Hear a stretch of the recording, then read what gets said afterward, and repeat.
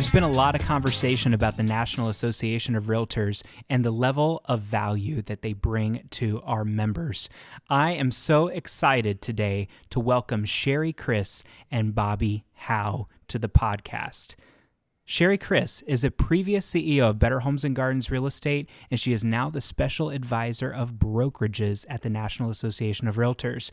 And you are no stranger to Bobbi Howe. Bobbi Howe is my longtime and beloved co-host of Kansas City Real Talk. She is now the vice president of Association Affairs, and she is going to be across the table today. Guys, they are fresh off the stage at Recharge, and I am so excited for this interview.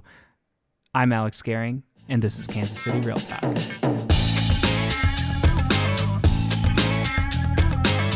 I am here with two people who I've actually known for a very long time.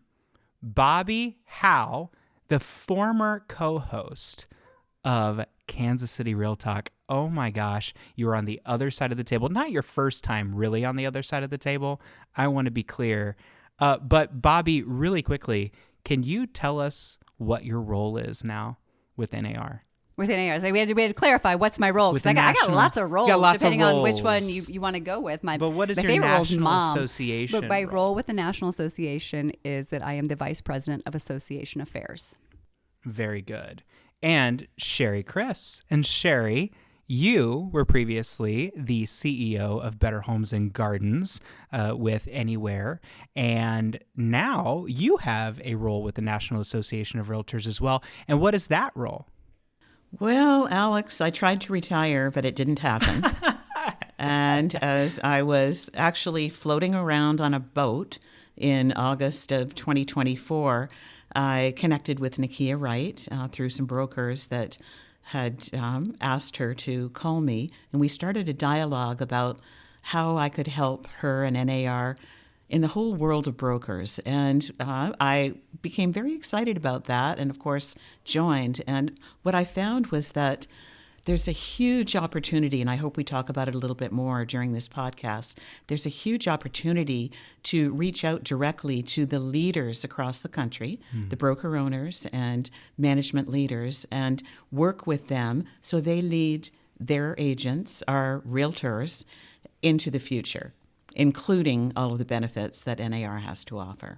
So I'm excited to start my second year in this new and pretty exciting role. Well, and I think that's really important. Let's just start right there, because it sounds like it's something that both of you are very focused on. We're talking about broker relationships. And let's kind of look back a little bit, and let's talk about why we need to focus on that today. Were broker relationships, I feel like they were always some kind of a priority, but what happened? I see your face, Bobbi. You know my faces. I know your faces. Let's talk a little bit about this. Why does this need to be a priority today? Quite frankly, this was a misstep by NAR. That's one of the things we spent the last year doing, was looking where we had missteps. And this was a huge place we missed the mark. We didn't focus on brokers. Brokers were essentially ignored. And so having someone like Sherry, and I absolutely love the relationship between her and Nakia and the way that they work together. It's so fascinating to be a fly on the wall and to watch it all happen.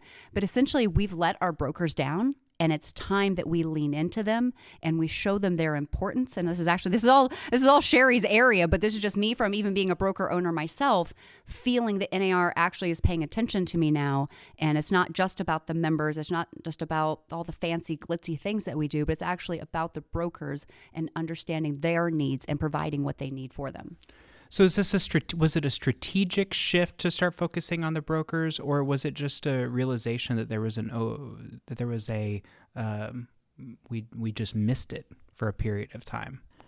The realization became a strategic shift, and now it's part of the strategic plan, and it's a very important part. And so when we think about Alex and Bobbi, we have 85,000 broker owners across the country, and we weren't connected directly to them in any way, and now we are. And so we're here today at a wonderful summit. I met with a group of large brokers last evening, competitors, all of them, but they all came together to share ideas. last year, I participated in 47 of these. And so we bring brokers together, talk to them about what their needs are. Of course, small brokers have different needs than medium-sized brokers, large brokers, and what we call the enterprise companies, the large global brands. And so we're focusing in on each of those groups and listening to them and creating programs and opportunities for them to grow their businesses, become more profitable, and move into the future. I'm going to add on to what she was talking, though, about the broker summits is for, I don't know how many years, 5 or so years, we had like a national broker summit each year. And when we started really looking in at the data, we discovered that a majority of the attendees were locals. We weren't really getting people all across the country.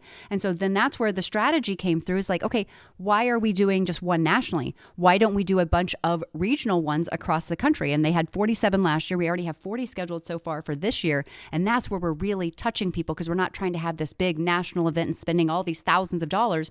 It's just coming together with a few people and understanding what's happening in your market and then taking it back. So much more effective and so much, a more personal way of communicating with the brokers rather than the broker summit. And Bobbi, the last summit that we had, the national one, by my count, there were only 105 brokers there. And, this huge,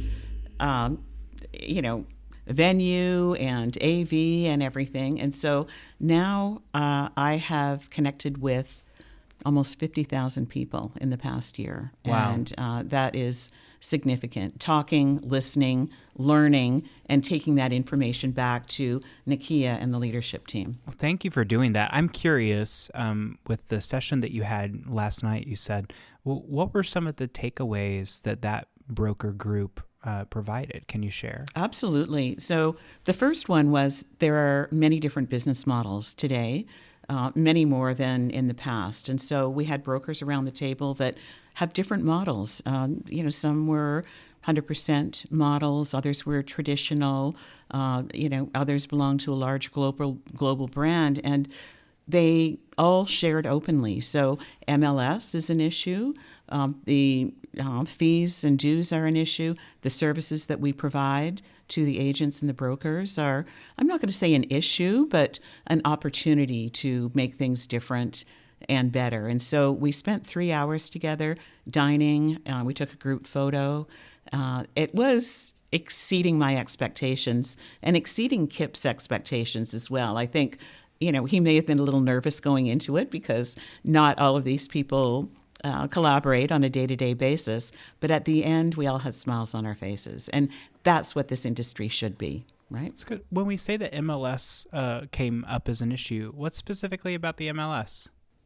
Well, there's a lot going on in the MLS world, and it's not my world. So I'm not the right person to answer that question. But when we look at, the MLS landscape across the country, there are, association-owned MLSs, there are broker-owned MLSs, private equity-owned MLSs, and each of those may have a different goal as far as what they want their future to look like. And how does that fit into the infrastructure of the national, state, and local associations? Bobbi, am I answering that correctly? Yeah, you absolutely are. And I think that the other important part of that is that the information that Sherry and whoever's in these meetings are getting from this, it's not being lost into a vacuum. It's just not going into Sherry's head and going nowhere else. We have a standing 1-hour meeting every single Friday. Sherry, Nakia Wright, myself, Jared Grasso, and a couple of other staff members where we discuss what we've been learning through these broker meetings we're having, what type of broker content we need to make sure that we're bringing to RLM and Next. And I'm finally saying their name right because there will always be mid-year and annual to me. I'm an old timer. That's what those will always be. But as a part of the strategic plan, one of the things that we realize is we don't actually know the different brokerage models. And NAR needs to know what the different models that are out there. And from that conversation, we discovered we don't really know the different team models. And so we're doing a whole bunch of research at the National Association to understand all these different models and the way that people run their business. We don't comment on them and we don't have opinions on them, but we need to know how our members and brokers are operating in their businesses. Exactly. And last year, and I feel compelled to talk about this is that the large brokers that were excluded from the settlement were hurt, angry, upset, and not communicated to in the past. And so through a series of meetings, Zoom calls, in-person meetings, meeting them at national conferences and events, we held 2 meetings in October in Chicago at the Chicago headquarters, one for large global brands or enterprise brands, and then the next day for regional companies that were excluded. And what those meetings did was bring all of those groups together and allow them to have the mic and talk, and allow the NAR leadership to show what's changing. And that was a really good first step in rebuilding trust, which is first and foremost, and the relationship and working together in the future. And one of my biggest takeaways, because I was in those the 2 meetings in October up in the headquarters, and the moment that stands out the most to me is different departments talked about the different tools and resources and things that NAR is offering that we would hope that these national brokerages and regional brokerages were aware of, but we also don't want to assume that. And so Jeff Young came and did his presentation on RPR. We've all seen the RPR presentation a million times. There was one particular broker in there that had no idea the capacity of what RPR could do, and they were currently in the process of spending $60 million to do something that is essentially RPR, and you could see the light bulb moment go off above their head of like, wait, this is already there. I don't need to be spending millions of dollars to recreate something that's already there. And that's the kind of value that these conversations need to be bringing, of stuff that we think's obvious. We think everyone knows what RPR is. No, they don't. And they don't understand how well it's working and the things that it does for us. And so we just have to have more conversations, essentially. So let's talk a little bit about the strategic plan. Obviously, this is a change of strategic direction. Yeah. I think that there are probably a good number of listeners who have some idea of how strategic planning works on the local and MLS level. Bobbi's laughing because that's probably a huge overstatement. But I'm curious because I don't know, how does strategic planning work on the National Association level? So, interestingly enough, I was the past chair of the Strategic Thinking Advisory Committee because for a very long time, NAR didn't have a strat planning committee. We actually, our membership and board jurisdiction committee came together, and they have the core standards that every association has to have in order to remain an association. One of those things is for an association to have a strategic plan. At the time these rules were passed, NAR did not have a strategic plan, which seemed really awkward that all the states and locals, you have to have one, but we don't have one. So over the last few years, because I was chair in 2019, 2020, something like that, they've actually this huge undertaking of creating a strategic plan like I've never seen ever before. The NAR strategic plan is just, it's mind-blowing when you see all that it does. And I agree with you. I think most people think they have an idea of how state and local strat plans work until they serve on those committees. But the NAR one is at a completely different level. It's built around 2 key ideas. There are anchors. It's transparency and accountability is built into the plan absolutely everywhere. But from there, we have our 2 big priorities, and we're calling them our North Star. And we're focused in on building the future member experience, and we're focused in on modernizing the association. And under each of those 2 pillars, we have commitments we've made to 4 specific groups. First being our members, the everyday realtor in the field. The next one to our partners, state and local associations, ISCs, institutes, societies, and councils. That's what ISC stands for, sorry. The real estate industry as a whole, and to consumers. And then from there, there's all these priorities built out, over 72 of them with projects built within them. And NAR is now going to be reporting back quarterly to the executive committee with the progress that's being made on the strategic plan. And then that will get released to everyone else. Like, we've never seen an association in the realtor world, at least the ones I've worked with, be this transparent with, here are the projects we're working on. Here's the progress we've made on them. We're behind on this one. We're ahead on these. And just fully laying out, this is what we're doing, and we're doing it for you, and this is why we're doing it. And for the first time ever, a piece of that, a subsection of that strategic plan, deals specifically with brokers. And that's, my realm. And I am, even though I'm an outside advisor, held at the same level of accountability as all of Nikia's direct reports and team members. And so I just concluded my update for everyone. And I'm happy to say that we're ahead of schedule on all of the different projects that we're working on. But it's so important. And, just to backtrack, when I first started talking to Nakia Wright, I was so impressed with her business knowledge, obviously, and the way that she looks at things. And one of the first things she said to me is that NAR needs to run like a public company.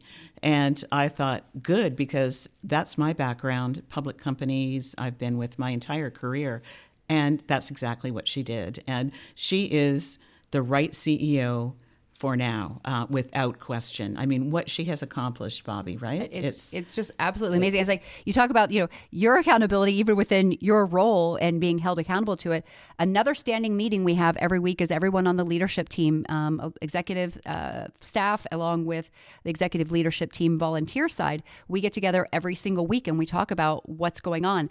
And the number of times that I have watched Nakia hold staff members accountable because something wasn't done properly, like you go fix that and you come back. It's really, I don't even know the right word to put in, but it fills my heart with joy seeing the fact that you guys are held so accountable, and we're held accountable in our volunteer roles as well to make sure that we're achieving. And it's not just, oh, you didn't do what you were supposed to do this time, you'll do it next time. No, it's tough love, and it's needed tough love. It is. And she's not a voting member of the executive team. And so her role is influencing the executive team, and she does it incredibly well by holding everyone accountable. Yeah.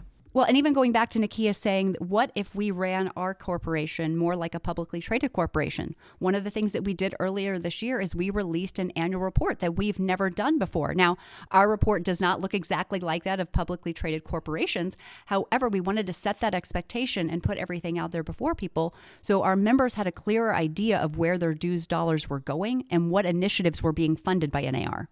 And I think it's more of that transparency, it's more of that accountability, and we're just trying to do it everywhere.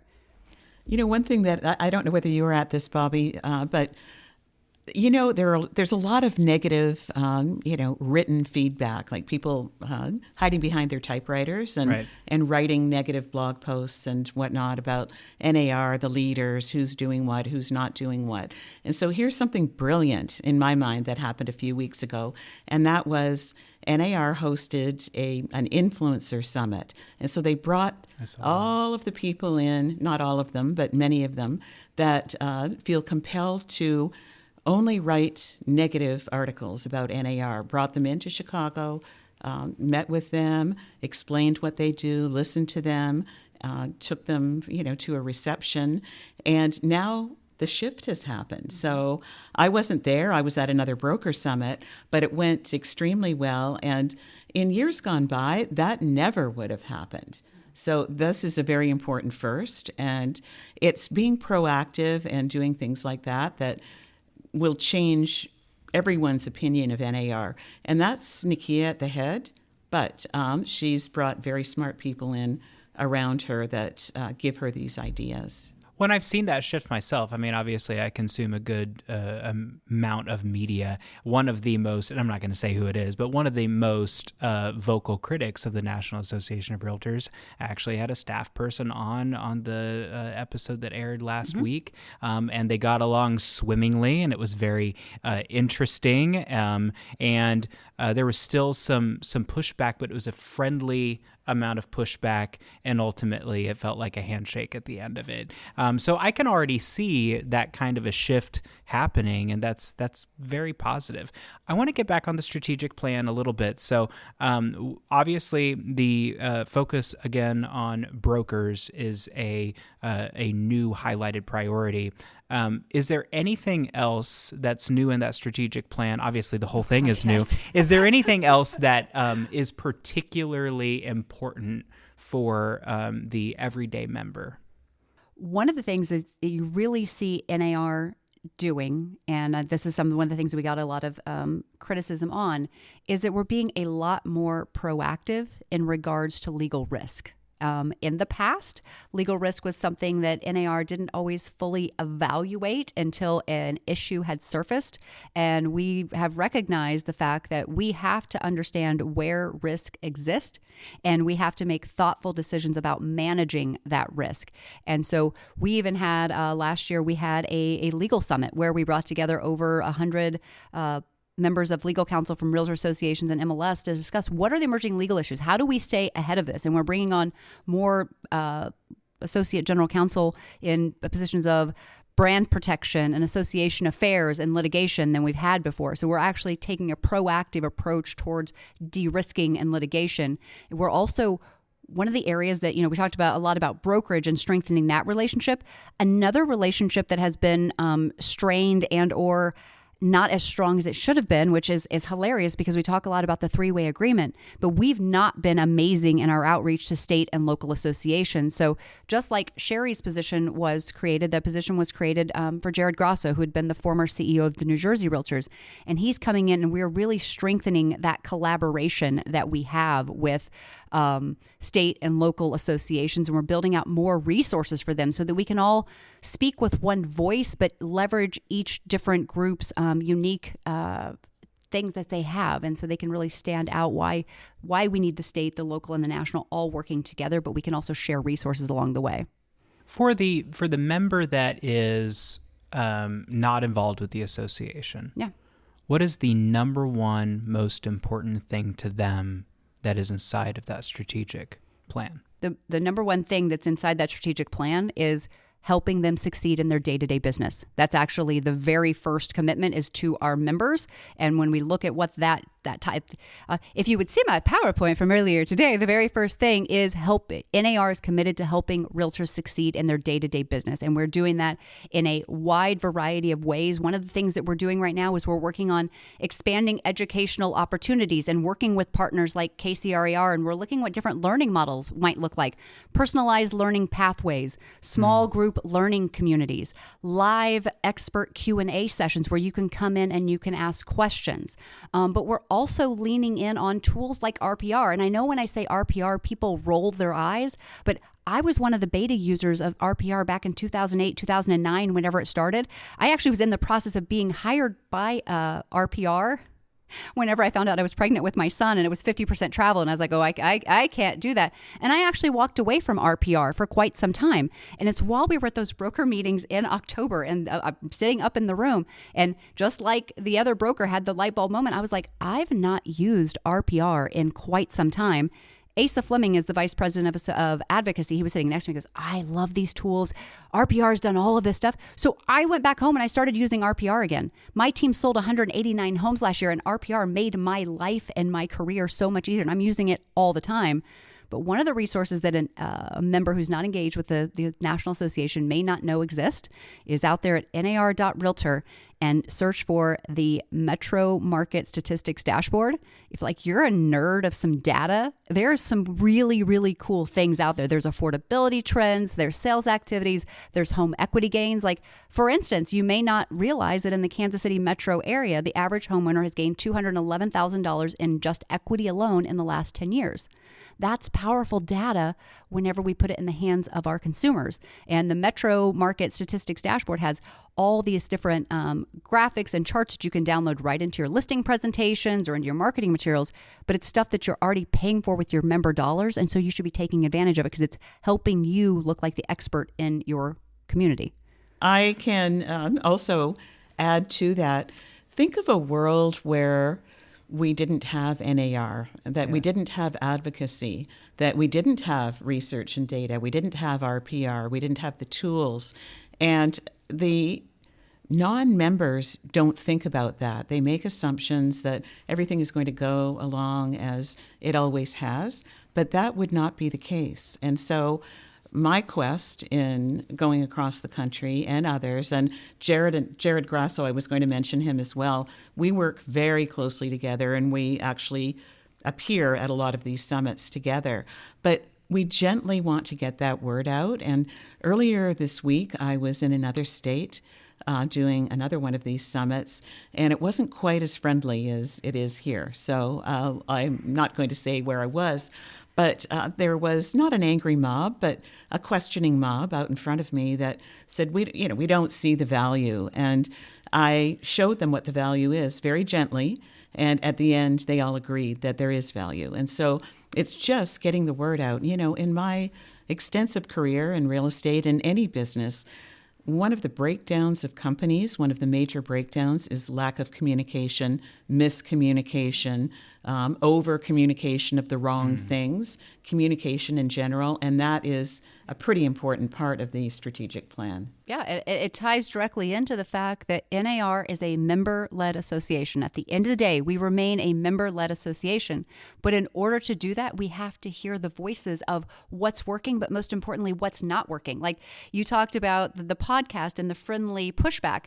We want pushback. We want to know what's not working right so that we can either, hey, it's already there, we just haven't communicated it to you properly, or, hey, there's an opportunity for us to go take advantage and to make a change or to institute whatever it is. But we want to hear what people are saying behind, the LobbyCon. We always talk about LobbyCon as opposed to like being what's going on in the main stage. What are the hallway conversations? We want to know those hallway conversations because we can affect those if we know what it is.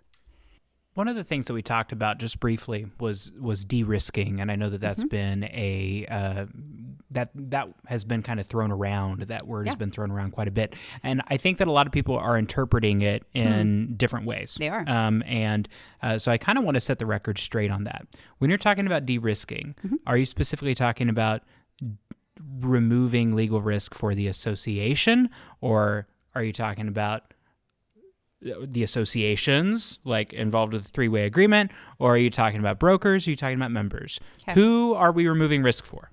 I would love to just say we're removing risk for everyone and eliminating all of the risk. But risk is not, it doesn't work that way. Yeah. So who's taking on risk and who is removing risk? Okay. So at its core, de-risking simply means evaluating opportunities for legal risk before they become major issues.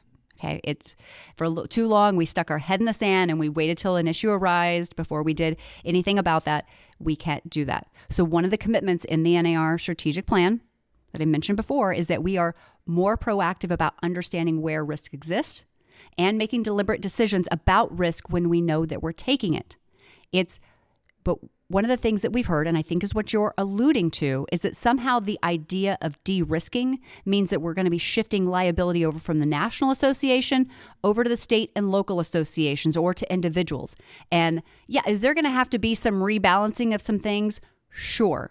But the goal that we have here is not to push problems onto the states and the locals. The goal that we have here is for all of us to work together in a collaborative mode and to identify where shared risk exists and then address those issues together. So the idea is that we actually work together better than we have before. We're also building additional resources for state and local associations. One of the things that's getting ready to roll out is a new legal and regulatory platform so that association executives and members have easier access to things like license law resources or understanding the differences in regulations, how they vary amongst jurisdictions, and just making sure that those resources exist. So de-risking means trying to eliminate as much risk as we can, but we also know that that's completely not possible, but sharing the risk as much as we can so that we're all in it together. And so that errors and omissions insurance adjusters yes. and underwriters all rejoice. All of them. Very good. Well, so let's talk a little bit about advocacy. We've talked a lot about advocacy over the years on this podcast, Bobbi, and I'm curious if there are any changes to our advocacy direction at the National Association. Yeah. So, as you are fully aware, advocacy, good Lord, affordability and supply remain some of the biggest challenges that we have in real estate. Every single day, we're seeing it with our clients. So one thing that NAR is doing right now is working harder to bring better consumer data directly to lawmakers. Earlier this year, we commissioned a bipartisan national poll to get a better understanding of how consumers are feeling about affordability. What we discovered from that was that 86% of non-homeowners felt pessimistic about their ability to purchase a home, with more than 50% of those people saying that multiple barriers were in the way. But the other side of that is that home ownership is still a part of the American dream for 85% of those people. And when we share with them some of the things that we're advocating for, such as tax-free savings for home purchases or incentives for investors to sell to first-time homebuyers, 2/3 thought that would make homeownership more attainable for them. So we're taking this with conversations that we're having at Capitol Hill and the White House, because lawmakers can actually see directly how consumers are feeling about the market, how voters are feeling about the market, how things are. And we've actually used that to already move forward some conversations. Just earlier this year, the Housing for the 21st Century Act passed through the House with bipartisan support.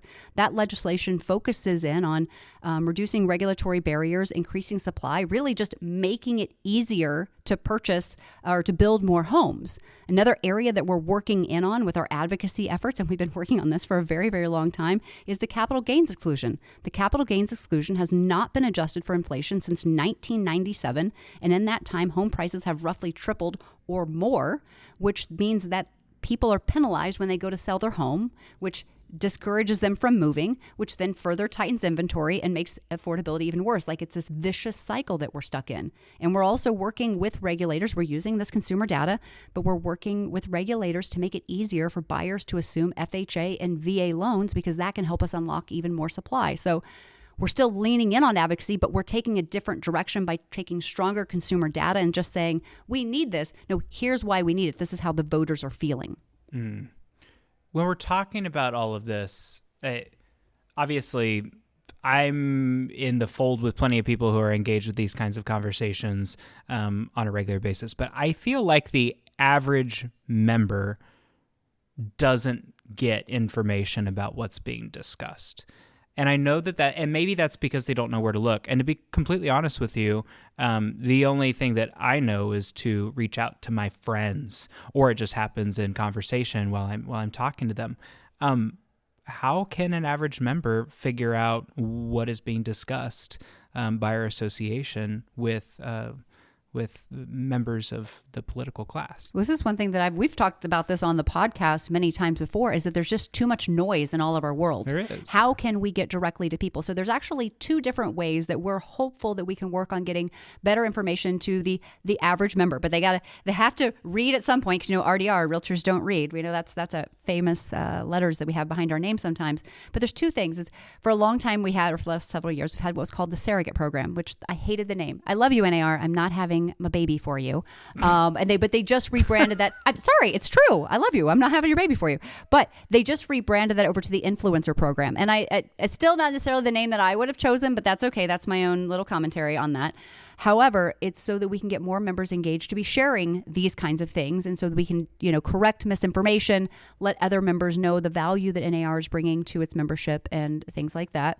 And the other part of this is, what was it that I thought of? Oh, we actually just released, it was actually an idea I talked about 10 years ago, and then I brought it up on a Zoom recently, and they're like, Bobbi, we just put that out. And I was like, I had no idea.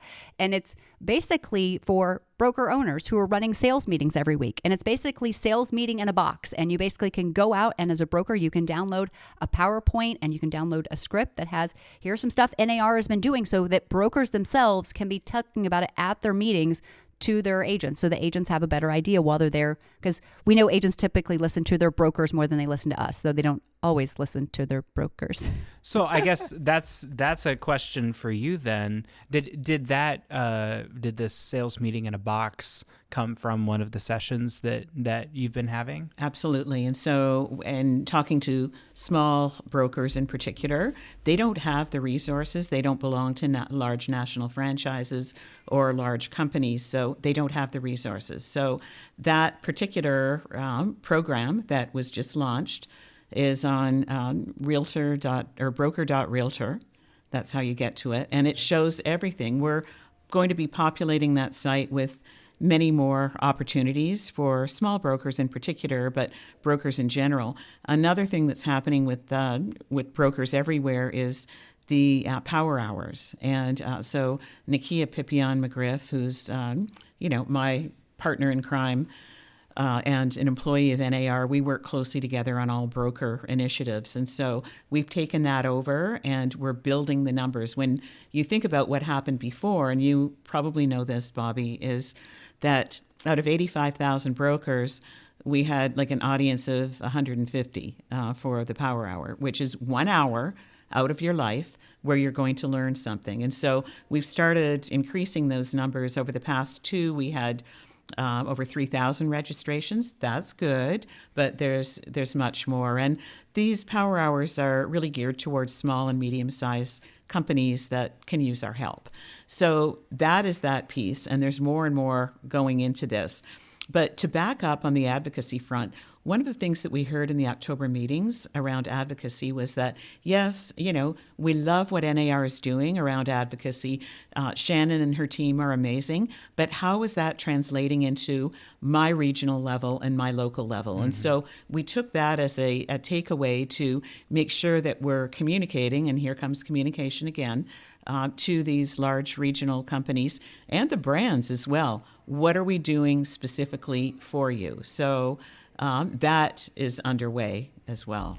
I feel like and maybe this is not congruent with what you've been hearing during these meetings, but I feel like a good number of brokers appreciate what NAR is doing on the political level and on the advocacy side of things, so that they don't have to have those kinds of conversations with their agents. Because frankly, it's sensitive. Mm-hmm. And it's gotten more, so you and I have talked a lot about this, it has gotten much more sensitive really in the last 12 years. And so I guess I'm curious how we get brokers to be more involved on the advocacy side of things. And are there any thoughts on that? Obviously, putting the sales meeting in a box thing, but you know me well enough, and I feel like I can be transparent enough to say that I will never touch that. And it isn't because I don't love NAR. It isn't because I don't think that it's valuable, but it's because I'm not going to follow a script, and a slideshow is something that gives my ADD like a lot of like, I freak out a little bit. But can I push back on you for a second? Yeah, absolutely. Because I'm going to do it anyways, even if you tell me no. That's fine. Is it, why couldn't you go in there, access it, pull out a little bit of content, and then put it into your own? Of course, I could. For the super small broker owner who has no idea how to even create a PowerPoint, cool. He's going to download it and he's going to use a script because he doesn't know how to do it. You are a more engaged broker. You know what's going on, but to have the little bit of knowledge of, I didn't know that we just did these things, just to go in there and grab that information and then put it into your content, why wouldn't you do that? I think the reason why I wouldn't is because that's not why my agents come to my sales meeting. But if you want your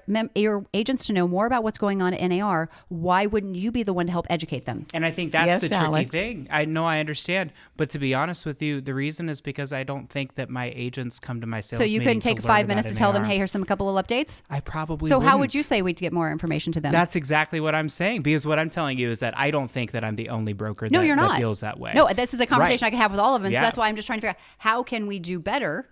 What are your ideas? Yeah. How can we do better? Tell us, because that's why I'm here. You walked yourself into this. I just be clear. Oh no, it's perfectly fine. And you know that I don't ever shy away from giving feedback. No, you don't. But I would also say, if you've not sat in on the broker power hours, because I actually just never randomly been to one that I'm aware of. I randomly found one in an email or something, and it was somewhere early last year, and it was Kevin Sears doing something, and I was like, well, that sounds interesting. And I tuned in. And I was like, we're doing these every month. I had no idea this was even existing. I had no idea. But a lot of that is broker.realtor. Yeah, but that's more of us doing a better job of us communicating to you, and you showing up at broker summits, or you showing up or opening emails that we send, because other than us calling every 85,000 brokers. But you know what happens? They go to spam. I know they do. They go to spam. And I don't check my spam folder. I probably should. But you know how many emails I get in a day. We've talked about that a lot. It's really difficult to open up spam. But where I'm coming from on it is that I don't think that I'm the only one who would say, look, I do have content. I have no problem coming up with content. I don't need help with that. Mm-hmm. And also, I don't think that my sales meeting is necessarily the appropriate place for that content to be delivered. And I think that it should come, it's tricky because I know you want me to be the one to deliver it, because no, I just want you to deliver it if you want to deliver it. We want to provide it to you. Well, I know. And I want my agents to see the value as well, because it makes my life easier when they do. It's a hard thing to figure out. Go ahead, Sherry. You don't need it as much as others do. So that's what I'm going to say. And think about this scenario. And this was a broker that I spoke to recently who called me and said, I've got a problem and I have 400 agents and 80 of them don't want to be a member of any association any longer. And what should I do? I don't want to set up a separate company because that's going to cost me money and eat into my profitability. I don't want to lose the agents because they're great agents and they're part of my team.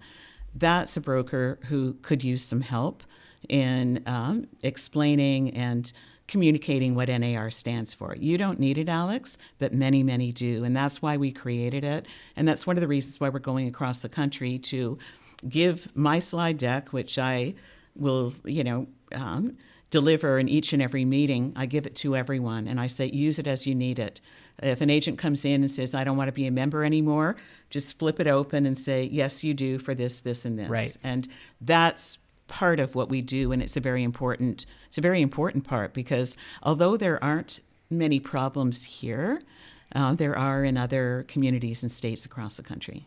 I appreciate you guys being on the podcast today, and thank you so much for being on stage at Recharge today and sharing all of this amazing information with our members. I learned a lot talking to you guys. I didn't know anything about the statistics platform that you mentioned. Metro which Market is Statistics hilarious Dashboard. Because you know that's kind of my number one thing. That's I what I know. focus on.